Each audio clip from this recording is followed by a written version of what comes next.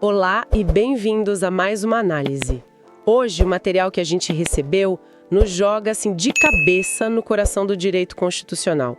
É um tema que, nossa, é a base para qualquer prova, qualquer concurso na área jurídica. E a missão aqui é ambiciosa, né? É entender de verdade como as regras da Constituição saem do papel e vão para a vida real. E, ao mesmo tempo, o que acontece com aquela montanha de leis antigas quando uma nova Constituição, tipo a nossa, de 88, entra em campo? É um desafio e tanto, porque isso toca em duas dimensões que são fundamentais para o direito. A força da norma e o tempo. Como uma regra nasce? Qual é a potência imediata dela? E como é que o nascimento de uma nova ordem jurídica lida com todo o passado? São as perguntas que definem o sistema todo. Exatamente. E, para começar, eu gosto muito de uma imagem que o material sugere.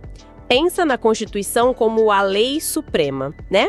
O chefão de todas as leis. Mas nem todo artigo dela funciona do mesmo jeito. Alguns são como um interruptor de luz. Você aperta e pronto. A luz acende na hora, sem discussão.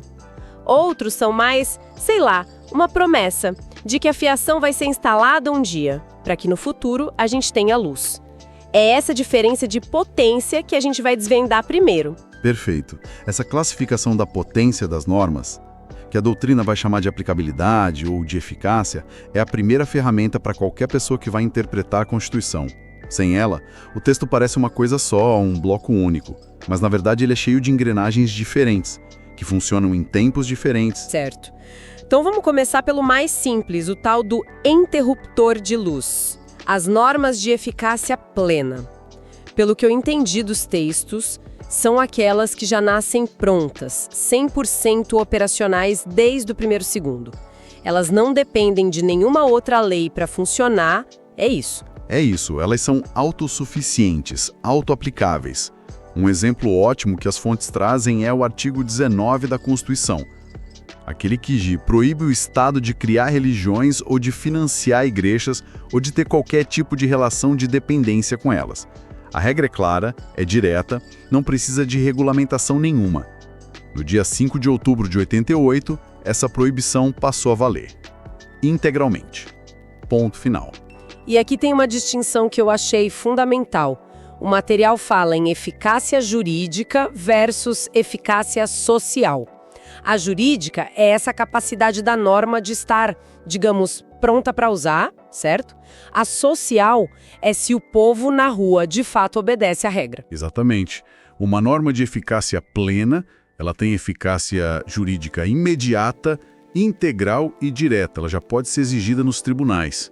A eficácia social já é outra história, é um termômetro da sociedade. A proibição de financiar igrejas, por exemplo, tem plena eficácia jurídica.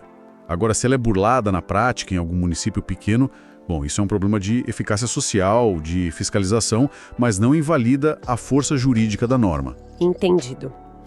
Agora vamos para o segundo tipo, que é onde a coisa começa a ficar mais sutil.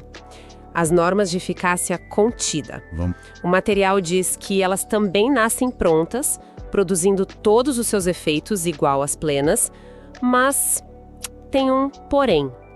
Elas carregam em si a possibilidade de serem restringidas por uma lei futura. Isso. Elas são como um direito que te dão com um asterisco do lado.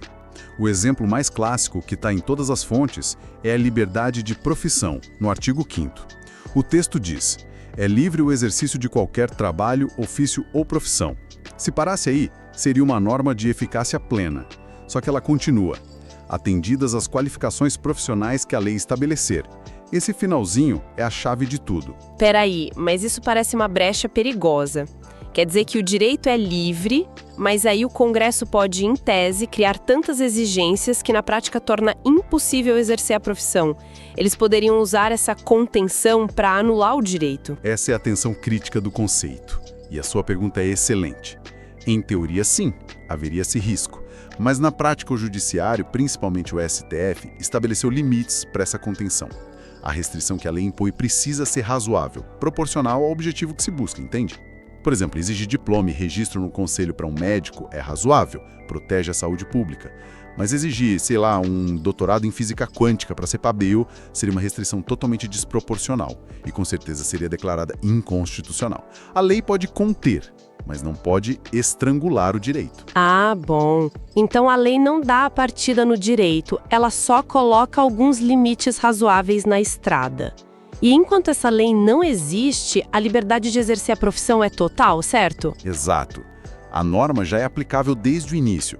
Se amanhã inventassem uma profissão nova, sei lá, organizador de nuvens digitais, qualquer um poderia exercê-la livremente. Se no futuro uma lei estabelecesse requisitos, ela estaria contendo um direito que já existia plenamente. Faz todo sentido. Isso nos leva ao terceiro tipo, que são as promessas que eu mencionei, as normas de eficácia limitada. Pelo que eu li, essas são as que realmente dependem de uma lei para que seus principais efeitos aconteçam. Elas apontam uma direção, mas não constroem a estrada. Perfeito. Elas são um comando para o legislador. O exemplo mais famoso e que despenca em provas é o direito de greve dos servidores públicos. A Constituição, lá no artigo 37, garante o direito, mas diz que ele vai ser exercido nos termos e nos limites definidos em lei específica. Sem essa lei, o direito fica num estado de latência, sabe? De espera. E essa lei específica para a greve dos servidores públicos, ela existe, porque a Constituição é de 1988. E aí está o ponto central. Essa lei nunca foi criada. Estamos há mais de 30 anos com essa promessa constitucional no papel, sem a sua devida regulamentação pelo Congresso. Uau! Então, o que acontece na prática? Os servidores públicos simplesmente não podem fazer greve? O direito deles ficou no limbo por 3 décadas. Foi um limbo por muito tempo. Mas o que é fascinante, e o material toca nisso, é que mesmo uma norma limitada não é letra morta. Ela não é inútil. Ela já produz 2 efeitos imediatos. O primeiro é um efeito negativo. Ela proíbe qualquer lei que vá contra a promessa. Ou seja, uma lei que proibisse de vez a greve do servidor seria inconstitucional. E o segundo efeito é que ela cria o dever, a obrigação do poder público de criar a lei que falta. E diante dessa inércia do Congresso, o STF foi provocado a agir e decidiu que, enquanto a lei específica não for criada, aplica-se a greve dos servidores no que couber, a mesma lei que regula a greve dos trabalhadores da iniciativa privada. Foi uma solução para tirar o direito do limbo. Que incrível! Então o judiciário foi lá e construiu uma ponte temporária, porque o legislativo não construiu a estrada definitiva. Isso mostra como a Constituição é um organismo vivo. Ok, essa primeira parte, sobre a aplicabilidade, ficou bem mais clara. Agora, isso me leva a uma outra dúvida. Se a Constituição já tem essas regras que olham para o futuro, né? Precisando de leis, como ela lida com o passado? Com todo aquele entulho legislativo que existia antes de 88? É aí que entra o tal do direito constitucional intertemporal, né? Exatamente. Sua transição foi perfeita. Quando uma nova Constituição nasce, ela não surge num vácuo. Existe um universo de leis, de decretos, portarias, tudo criado sob a lógica da Constituição anterior. A nova Constituição age como um grande filtro, ou uma peneira, se preferir. Ela vai olhar para todo esse acervo e decidir o que passa e o que fica para trás. E o critério dessa peneira, pelo que as fontes indicam, não é a forma da lei antiga, mas o seu conteúdo. É isso. É o ponto mais importante de todos. A análise é de compatibilidade material. Não importa se a norma antiga era um decreto-lei da época do regime militar ou uma lei ordinária. A pergunta é uma só. O conteúdo desta lei é compatível com os princípios e regras da nova Constituição de 1988? Se a resposta for sim, acontece o fenômeno da recepção. Então, a recepção é a nova Constituição dizendo: ok, você, lei antiga, pode ficar. Você joga no meu time agora. Um exemplo seria o Código Penal, que é de 1940. Ele continua valendo porque, na sua essência, O conteúdo dele não fere os princípios da Constituição de 88. Precisamente. E o que é curioso é que, ao ser recepcionada, a lei antiga ganha uma nova roupagem. Ela passa a ter a sua validade fundamentada na nova Constituição. Por exemplo, o Código Tributário Nacional. Formalmente, ele é uma lei ordinária de 1966, mas ele foi recepcionado com o status de lei complementar. Por quê? Porque a Constituição de 88 exige lei complementar para tratar de normas gerais de direito tributário. A nova Constituição não só valida, como pode até requalificar a hierarquia da norma antiga. Isso é fascinante. É como se a lei antiga fosse adotada pela nova família constitucional. Mas e o contrário? Quando a lei antiga é totalmente incompatível, o que acontece com ela? Aí acontece o oposto da recepção, a não recepção. Na prática, o efeito da não recepção é uma revogação em massa. Todas as leis anteriores que forem materialmente incompatíveis com a nova Constituição são automaticamente revogadas, no exato momento em que a nova Constituição entra em vigor. Automática e instantaneamente, sem precisar de um juiz ou do Congresso para declarar isso. É tipo uma guilhotina que cai no dia da promulgação. Exatamente essa imagem. É uma revogação tácita e imediata. Pense numa lei do regime anterior que institucionalizava a censura prévia à imprensa. No segundo em que a Constituição de 1988 foi promulgada, com seu artigo garantindo a plena liberdade de expressão, aquela lei da censura simplesmente evaporou, deixou de existir no mundo jurídico. Isso me leva a uma outra situação que o material aborda com um nome bem técnico: repristinação. A ideia parece ser seguinte: a Lei A é revogada pela Lei B. Anos depois, a Lei C revoga a Lei B.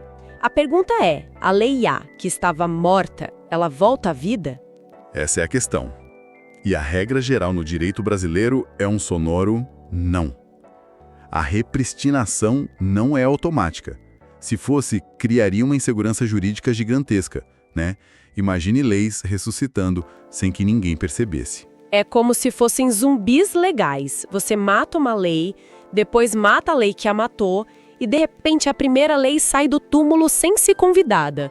Faz todo sentido que isso não seja automático. Exato. A analogia dos zumbis é perfeita.